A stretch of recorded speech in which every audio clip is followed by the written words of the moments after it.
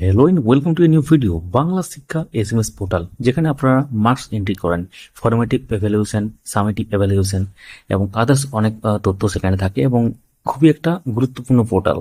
সেই বাংলা শিক্ষা পোর্টালে নম্বর এন্ট্রি সংক্রান্ত ব্যাপারে গুরুত্বপূর্ণ আপডেট সামনে এসেছে। আমরা আগেই আমাদের সোশ্যাল মিডিয়া পেজে শেয়ার করেছি, তাই অবশ্যই এই ভিডিওর ডেসক্রিপশনে দেওয়া লিঙ্কে গিয়ে সোশ্যাল মিডিয়াতে জয়েন করে রাখুন। অবশ্যই যারা ইউটিউব থেকে দেখছেন চ্যানেলটিকে সাবস্ক্রাইব রাখুন, যারা ফেসবুক থেকে দেখছেন পেজটিকে ফলো করে রাখুন। শুরু করা যাক। তো আমরা এখন আছি বাংলা শিক্ষা এসএমএস পোর্টালে এবং লগ ইন করার আগেই একটা এখানে দেখতে পাচ্ছেন ইম্পর্টেন্ট নোটিশ হিসাবে ফ্ল্যাশ হচ্ছে, সেটা খুবই গুরুত্বপূর্ণ। এবং এখানে কি লেখা আছে দেখিয়ে নিই একটু।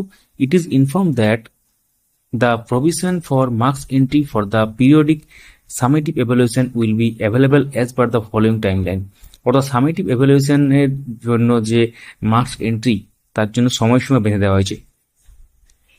Felling which the system will be lock, মানে এই সময়সীমার মধ্যে না করলে সিস্টেম লক হয়ে যাবে। All concern stakeholders are requested to take necessary action accordingly. তাহলে এখানে সিস্টেম লক হওয়ার আগে করতে হবে ফার্স্ট সামেটিভ এভালুয়েশন 15 জুন 2026 আগে করতে হবে entry. Second summative evaluation 15 October 2026 আগে করতে হবে। থার্ড সামেটিভ এভালুয়েশন 31 ডিসেম্বর 2026 আগে করতে হবে। এই প্রসঙ্গে বলে রাখি, সামেটিভ এভালুয়েশনের মার্কস এন্ট্রি আপনি তখনই করতে পারবেন যখন ফর্মেটিভ এভালুয়েশনের মার্কস এন্ট্রি করবেন। মানে এমনটা নয় যে সামেটিভ আগে করবেন ফর্মেটিভটা পরে করবেন, এমনটা করা যাবে না। তো এক্ষেত্রে এই পোর্টালে কিভাবে লগ ইন করবেন, 3টে সেকশন আছে লগ ইন করা, দেখতে পাচ্ছেন টিচার, স্কুল আর অ্যাডমিনিস্ট্রেটর। কিভাবে লগ ইন করবেন অন্য ভিডিওতে আমরা শেয়ার করছি, কিন্তু এই গুরুত্বপূর্ণ তথ্যটা না দিলেই নয়, সেই জন্য গুরুত্বপূর্ণ ব্যাপারটা আপনাদের সাথে শেয়ার করলাম।